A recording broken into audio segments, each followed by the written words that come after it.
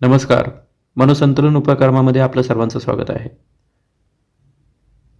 मी doctor Jitendra Gandhi आज आपल्यासमोर आंतरिक शांतता म्हणजेच मौन या विषयावर आपले मत व्यक्त करणार आहे. लहानपणापासून तर मृत्यूच्या शेवटच्या घटकेपर्यंत आपल्या प्रत्येक भावना, मनातल्या सर्व गोष्टी किंवा आपल्याला जे काही जाणवतं, भासतं ते सर्व शब्दांद्वारे व्यक्त करावं अशा पद्धतीचीच प्रशिक्षण आपल्याला लहानपणापासून दिलं जातं.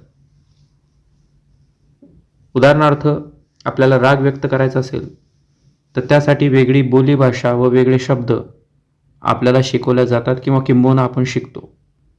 आपल्याला आनंद व्यक्त करायचे असेल तर आनंदासाठीचे शब्द आपण शिकतो किंवा त्याच्या पद्धतीच्या कृती आपण शिकतो. याचाच अर्थ काय की आपल्या आयुष्यामध्ये आपल्याला जे काही व्यक्त करायचं असेल, जे काही सांगायचं असेल, किंबहुना त्याच्यासाठी योग्य शब्द वापरणं, किंबहुना ते व्यक्त करणं याच्यावरच मोठा भर दिला जातो.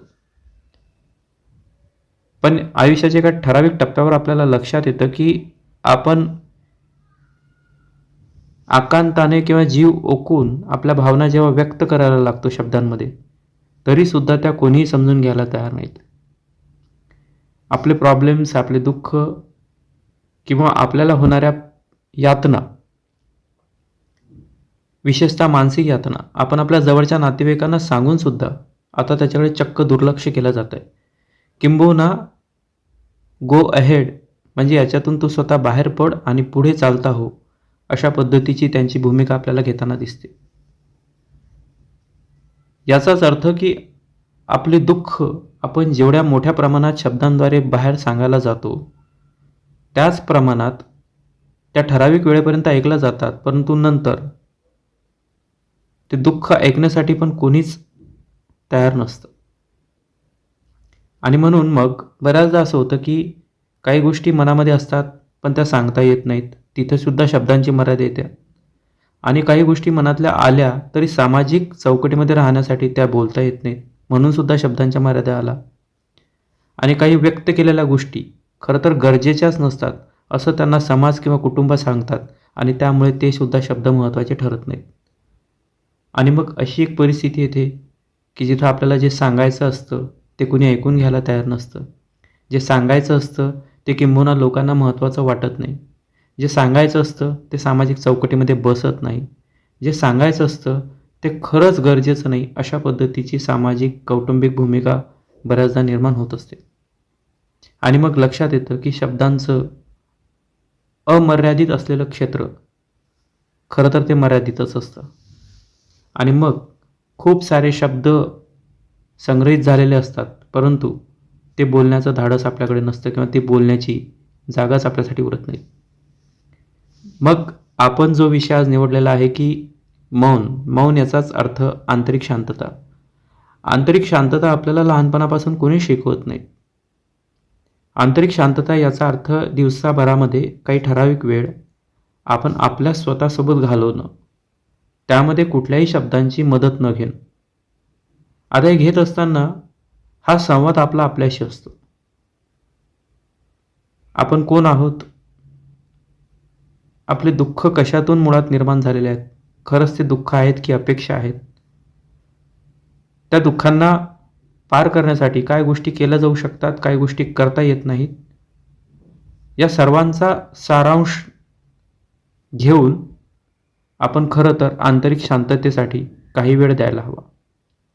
आंतरिक शांततेमध्ये आपले स्वतःचं व्यक्तिमत्व, आपले स्वतःचे प्रश्न हे सर्व बाजूला ठेवून एक व्यक्ती म्हणून निसर्गाने मला जे काही दिलेलं आहे त्याचा धन्यवाद मानण्यासाठी किंवा मी जे काही मला मिळालेलं आहे ते पर्याप्त आहे हे स्वतःलाच ठामपणे समजून सांगण्यासाठी खरं तर काही वेळ आपण शांततेत घालवायला हरकत नाही. आंतरिक शांतता आपल्याला शिकवतं की बाहेरचा गोंगाटाला खरं तर कुठली दिशा नसते व कुठली मर्यादा पण नसते. आणि बाहेरचा गोंगाट, बाहेरचं दुःख जगाला सांगून पण उपयोग जेव्हा होत नाहीत, तेव्हा आंतरिक शांतता आपल्याला भव्य असं व्यासपीठ तयार करतं, जिथं आपण आपल्या स्वतःशी कनेक्टेड राहतो.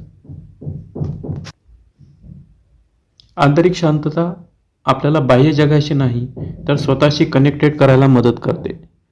ही आंतरिक शांतता आपल्या स्वतःशी आपला संवाद असतो, ज्यामध्ये खरं तर कुठलं सुख किंवा दुःख हे खरं तर पाया नसतो.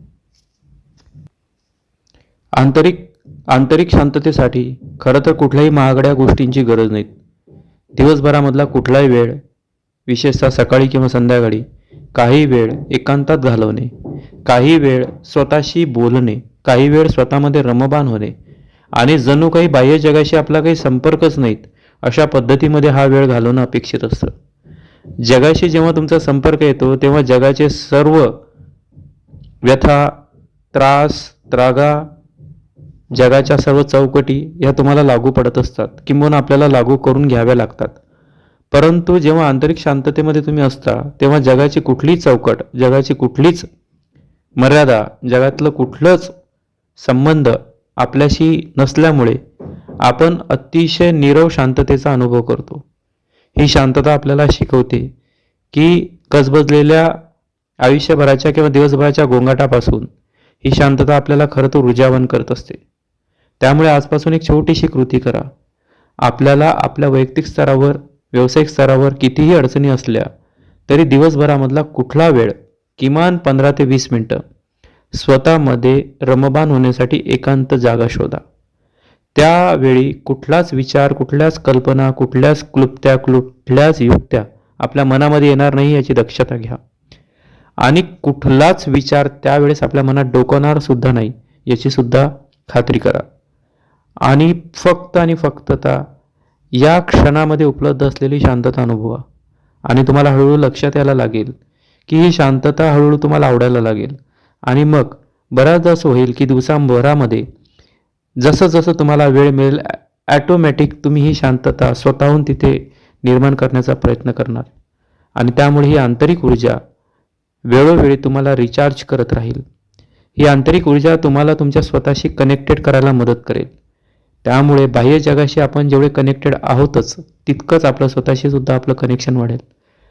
आणि मग दिवसभरामधला बराच वेळ असा पण अनुभवणार की आता जेव्हा जेव्हा तुम्हाला गोंगाटामध्ये राहून सुद्धा ही आंतरिक शांतता अनुभवायची असेल तेव्हा तुम्ही स्वतःमध्ये रममाण होण्याची ही कला शिकले तर अतिशय गोंगाटामध्ये सुद्धा तुम्ही आंतरिक शांती शोधू शकता. त्यामुळे उद्यापासून एक प्रयोग करा. दिवसभरामधला काही काळ, विशेषतः 15 ते 20 मिनिटं स्वतः एकांतात जाऊन घालवायला सुरुवात करा. आणि हळूहळू हा एकांत, हे मौन, हे आंतरिक शांतता तुम्हाला अजून ऊर्जावान केल्याशिवाय राहणार नाही. त्यामुळे आपल्या आंतरिक शांतीला अनुभवण्यासाठी दिलेली ही युक्ती आपण जरूर वापरणार अशी आशा व्यक्त करतो व थांबतो. थँक्यू.